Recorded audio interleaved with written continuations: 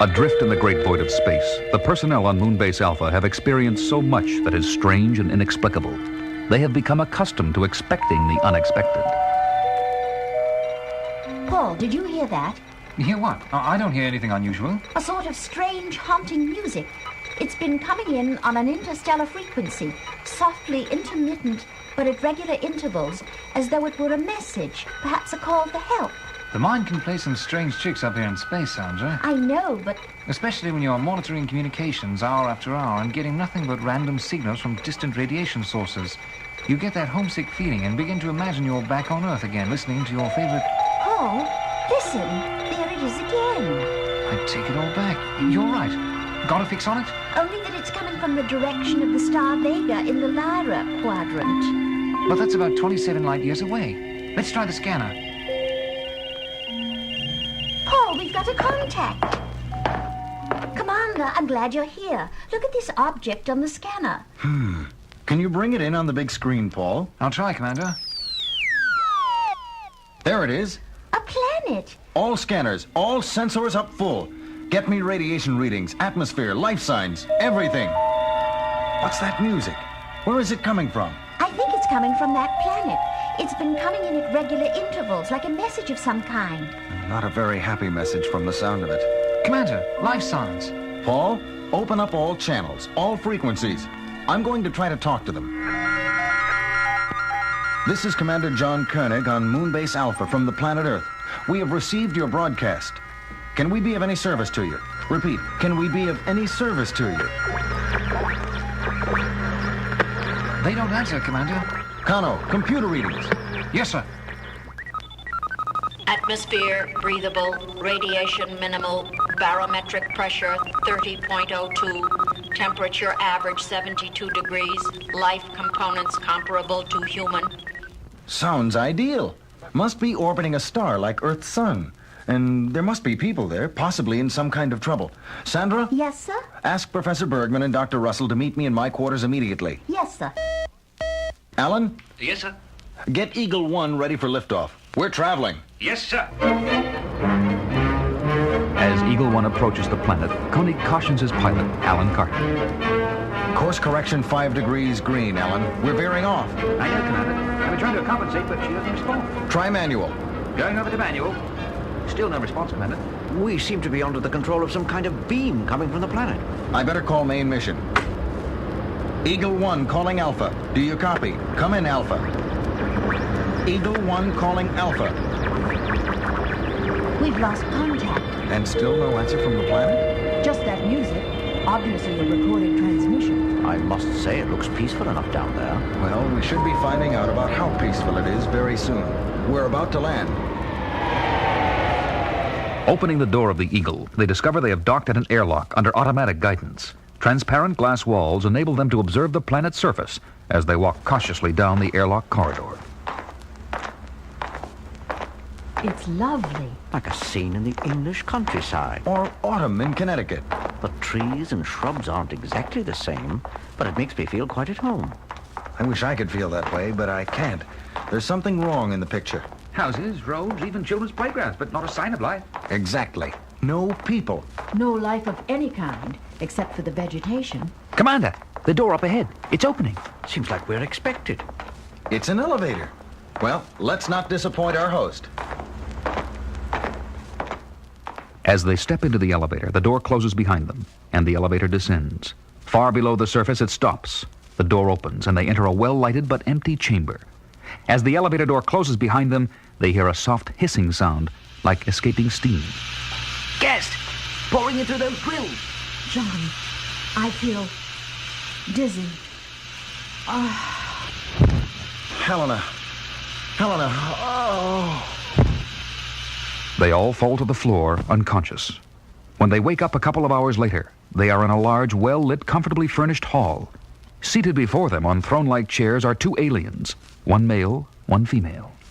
Welcome, Alphans. I am Harmon, leader of what remains of the people of the planet Phoebus. And this is Dr. Melos, in charge of physical medicine. Some welcome.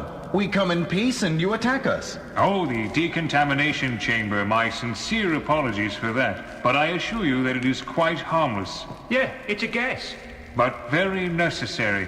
Phoebus has been the victim of a mysterious virus which destroyed all life on the surface of the planet and reduced our people to a state of total physical and reproductive impotence. We could not risk your being exposed to the contagion and bringing it down here.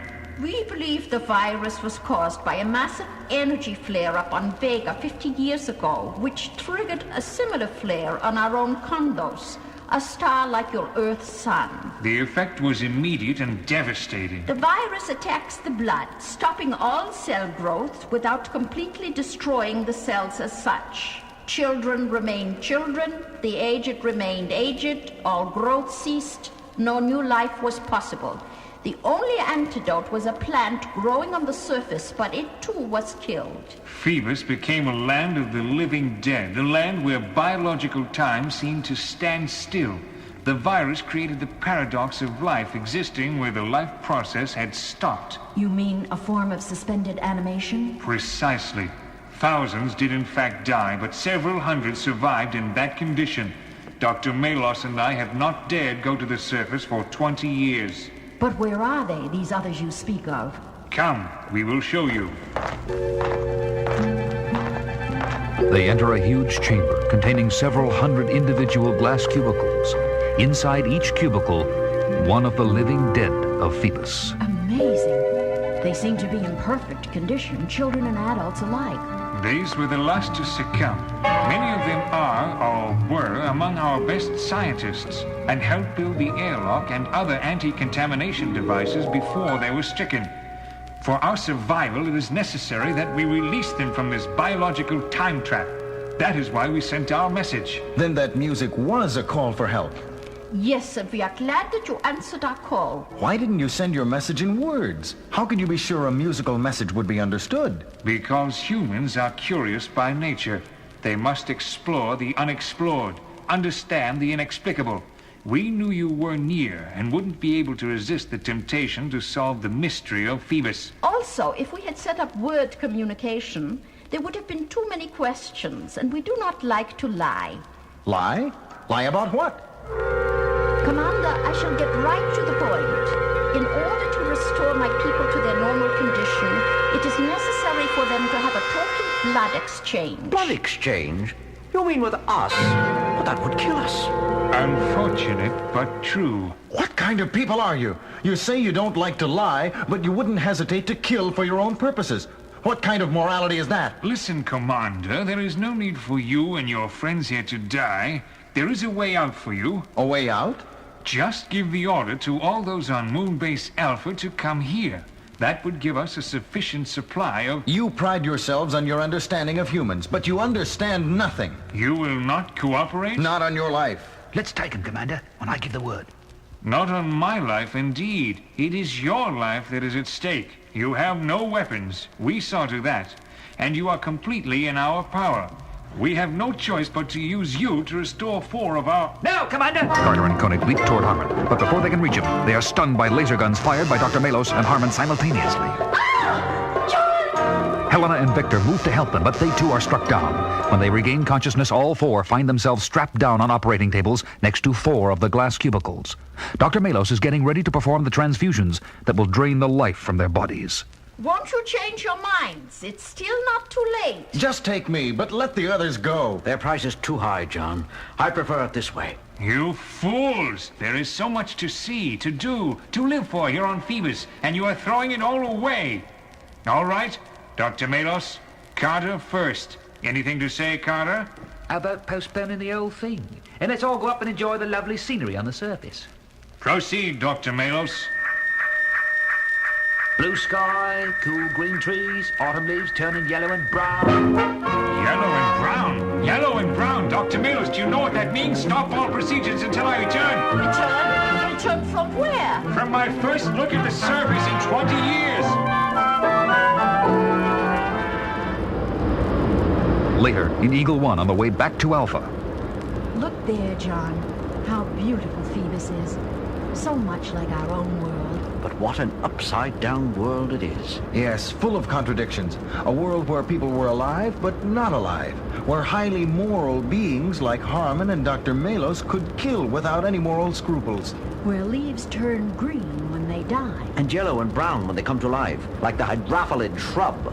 The one plant from which Dr. Melos could extract the life-saving antidote to the virus. It saved our lives, even without taking it. Within a week, she will have enough to restore all her people. And with life returning at last on the surface, they can all come out into the sun again.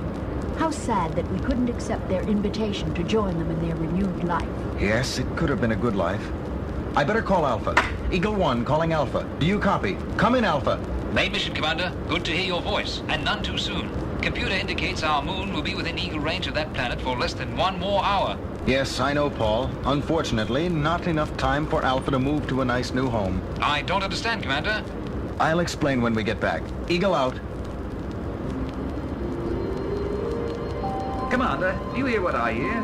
That music again. Yes, Harmon and Melos saying goodbye. Their way. It's beautiful, like a rainbow after the storm. Yeah, the only yellow and brown rainbow in the old blinking universe.